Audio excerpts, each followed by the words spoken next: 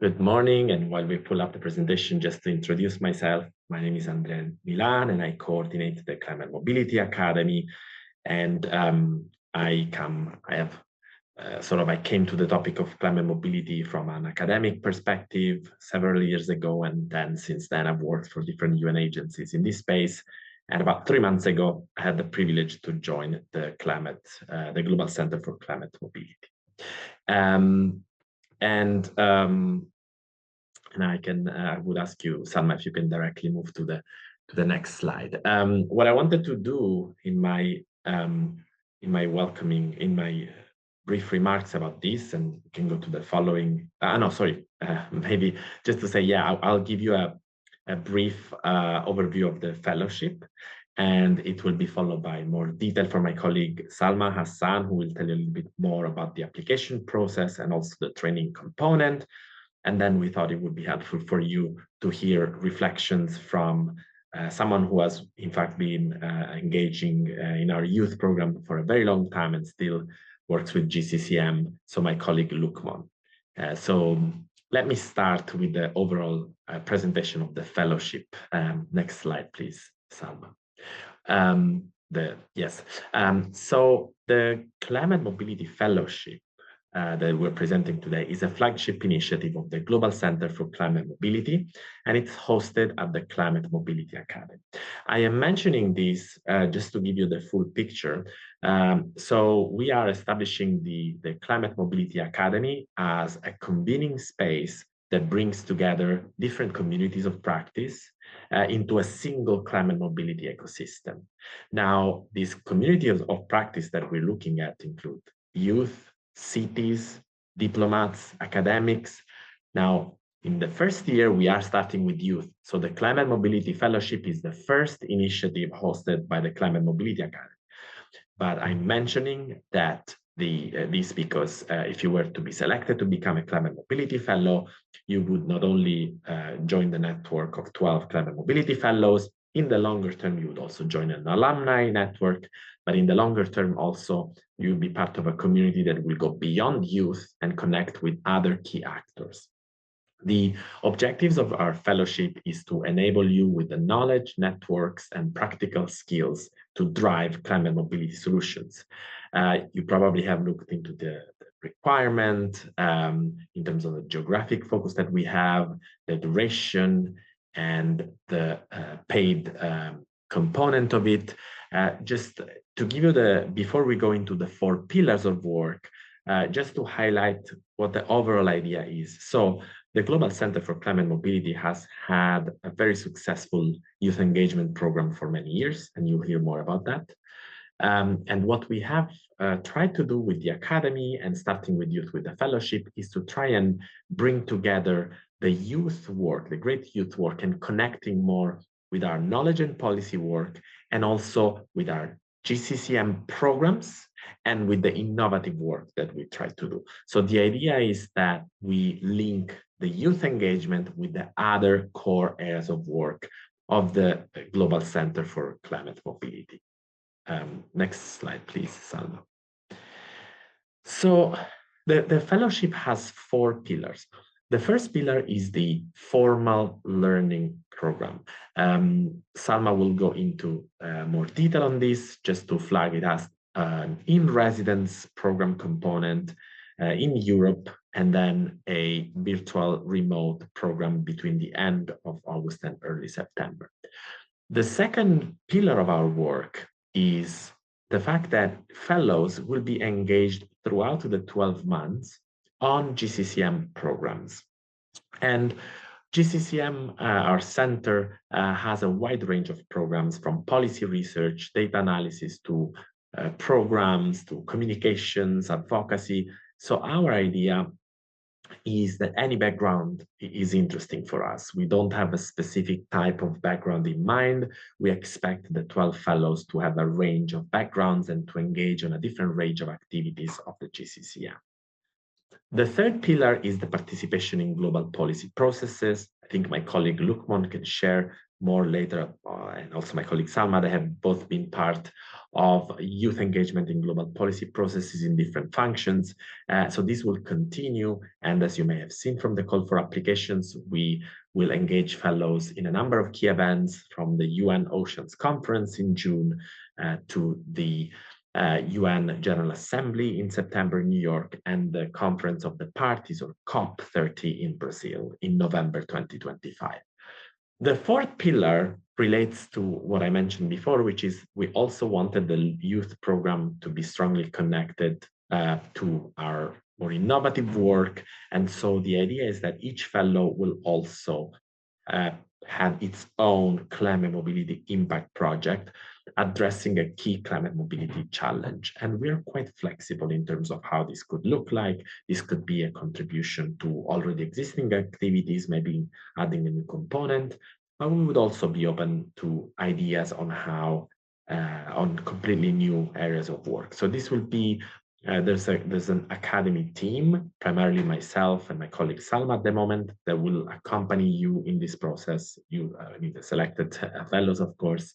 And the idea is that you would also have this more innovative element. And with this, and at the end of the fellowship, you would also join an alumni network. As I was mentioning, in the longer term, the idea is to have a youth alumni network, but also be part of the Climate Mobility Academy, which means you would also connect with other communities of practice. So I don't want to take too much time because we want to hear from you as well. So I'll pass the floor to my colleague, Salma. Salma, over to you. Thank you very much, Andrea, for giving us a brief idea about what is the essence and the logic behind the Academy and the Fellowship. And good morning, good afternoon, and maybe good evening, everyone. Before I start, I would like to quickly introduce myself. My name is Salma Hassan. I work as a youth advisor at GCCM.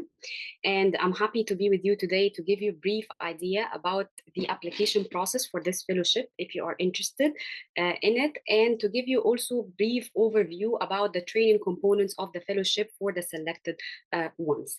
So let's start by the application process and what is the eligibility criteria, how we are going to select the fellows, so you have a better understanding of who are we looking for.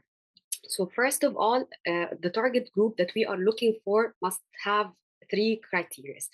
First is something related to the age. So they must be young people, and our category is from 18 to 30 years old at the time of the application. So this is the criteria, because basically this is climate mobility fellowship for young people, or for young professionals from around the world. The second criteria is fellows has to be fluent in English, because all the programs, all the sessions, and the climate mobility impact project that they will work on later, as my colleague Andrea mentioned, everything and all the activities related to the fellow, if the fellowship will be in English. So there is no interpretation in the sessions, nothing. It is just the English. So you need to have the ability or being able to communicate and to write, to speak, and communicate with your colleagues in English. The third criteria, which is, I think, a very, very crucial criteria, is the geographic scope of this fellowship. So we are looking for nationals or applicants who are based in one of the 3 regions. It's either Africa or the Pacific or Latin America and the Caribbean.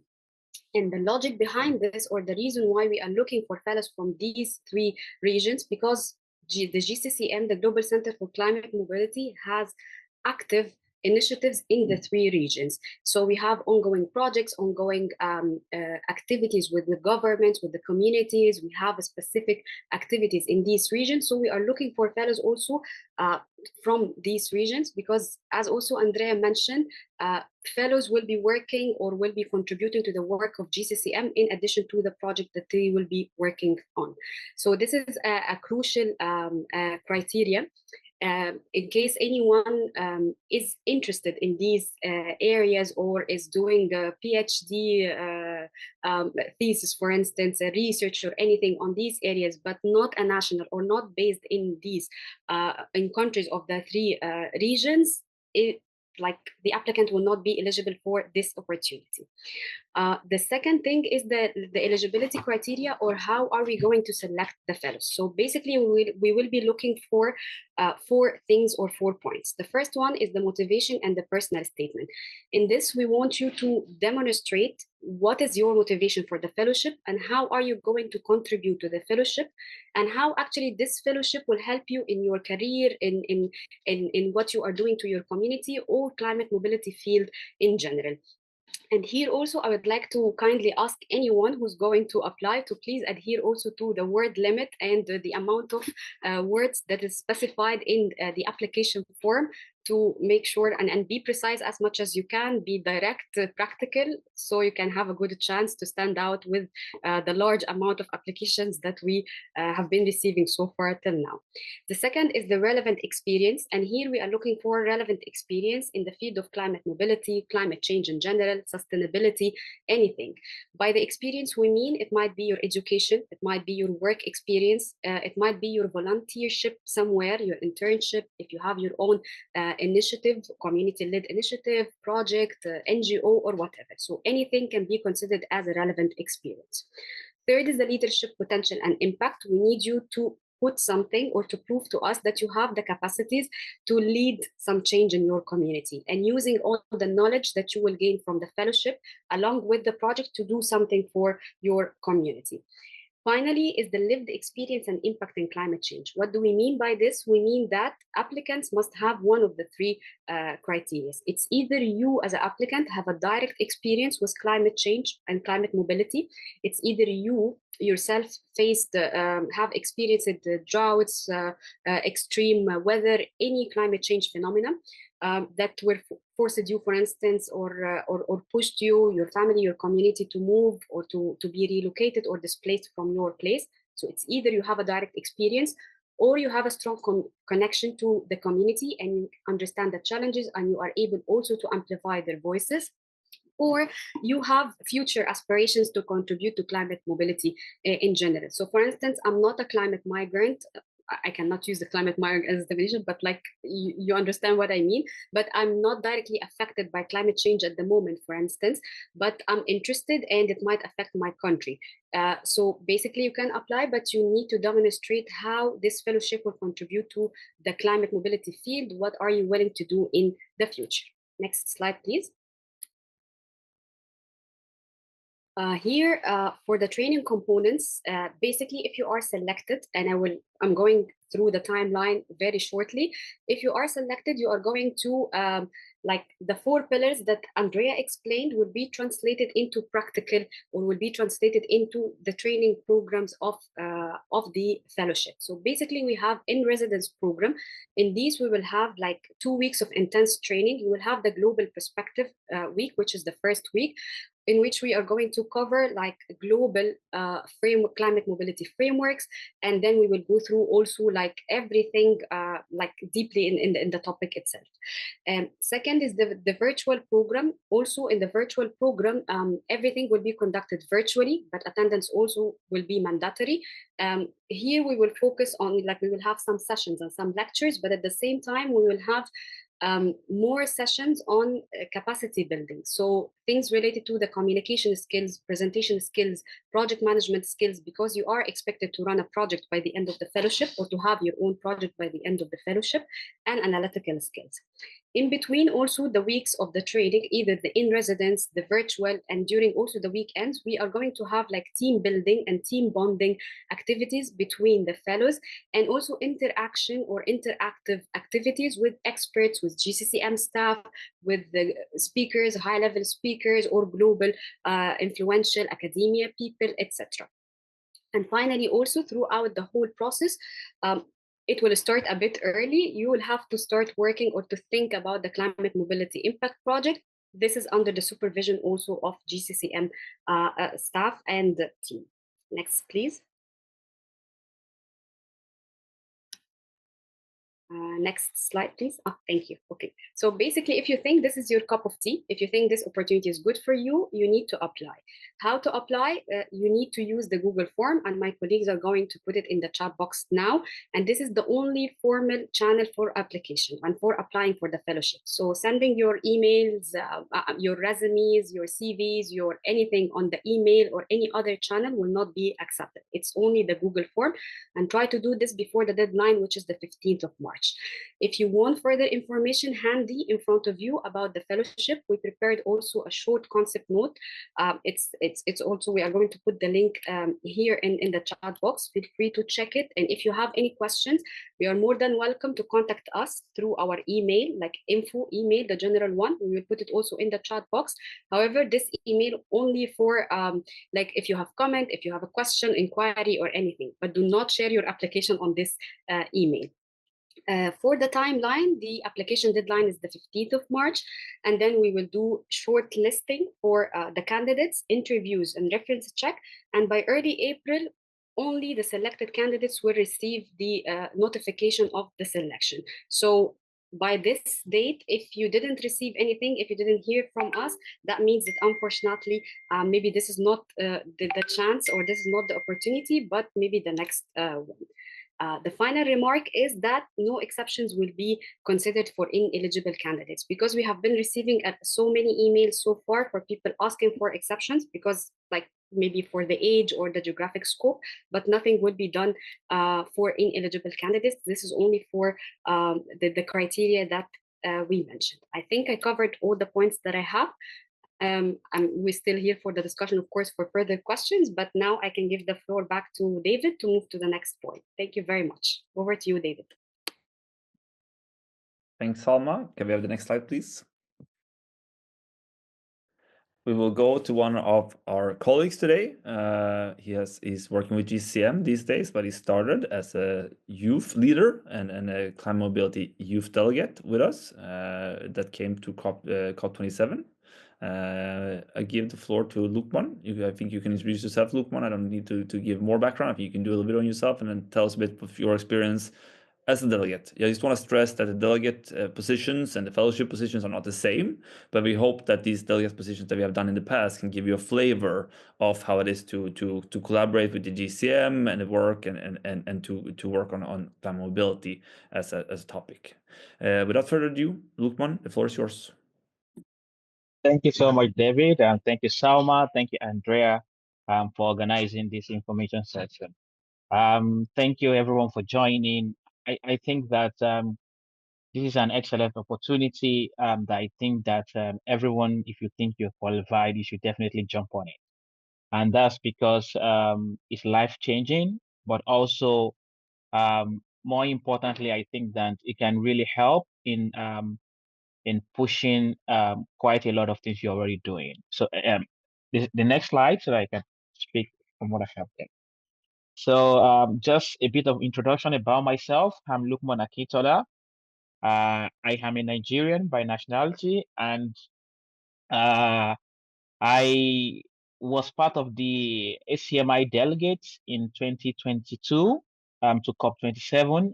I joined quite a number of excellent other delegates as well from different parts of the continent to COP27, and that formed the basis of what I'm doing today. From that particular opportunity and experience, I was able to, one, build my capacity. So I have a background in international relations, and I have been working on climate security before then, but this opportunity came on board. I was really happy, and it formed the basis of me understanding the depth of what climate mobility means and how the reality of what is going on in our locality, the continent. So then I decided to start building my capacity around it, start reading, start writing, publishing, and interestingly for me, I was able to join the GCCM team.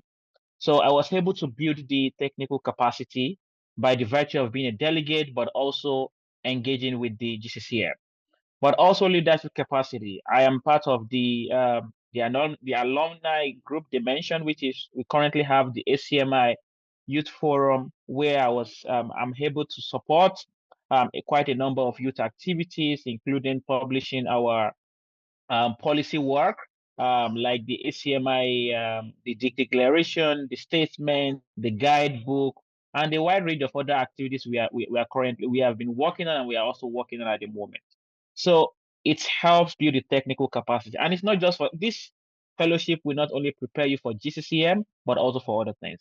You can also start with the work I do currently with the GCCM. I'm able to directly influence countries' climate adaptation policies, because we work on the deep dive, which we call like Zoom, looking at country level knowledge building around climate mobility. And with that, we are able to build what we call the climate mobility blueprint. So this is just by the virtue of me being a part of this excellence team. So we are able to work with governments at different parts of the continent. So this is one opportunity that you'll be able to get first-hand experience, not just with experts, but with you understand the policymakers, what is their thought process, and from this you can build capacity on how to build the right advocacy tool. Another thing I'm able to, another experience is around the youth voices. I mentioned that already, how we are able to advance through our work on the statement, the declaration, but also working with smart young people across the world that have been able to be delegates for the GCCM and other corps at the Climate Mobility Summit. So working and building this network is not just for building capacity alone, but having a wide range of people that are also equally passionate about this particular topic. But also another one I think is very important is the regional and global exposure. You get to go to the global platforms where you see how countries or scholars or experts are sharing ideas that you probably would not have access to if you are not part of this kind of engagement. And I think that exposure then provide the resources that goes beyond just reading materials. So you get to meet people first. And imagine you have been reading a particular author for years and you just met him or her at the corridor of COP. So it is to tell you what of the things you can actually benefit. And I think another thing that is very important is the professional network and a rich community of practice that this opportunity has engagement has been able to benefit me rather. So I currently have a wide range of access to scholars, to experts, by the virtue of being a part of the GCCM. Interestingly, my colleagues right here, they have been in this space for a very long time, and working with them is a learning opportunity for myself, but also growing as well. So, and I can always write Andrea to say, Andrea, I'm confused on this, I need this. So it's to tell you the access to opportunity that you have when you're a part of this kind of program. So I want to urge you to take good advantage of this. It's a life-changing opportunity. I repeat, it's life-changing. And trust me, it will set you on the path, not just for success, but also to be a part of a huge cause that can really make a difference in climate advocacy, climate action, not just for your local area, but also for the continent at large. I will stop there for now. And again, thank you. And I look forward to, we all look forward to reading your application. Thank you and over.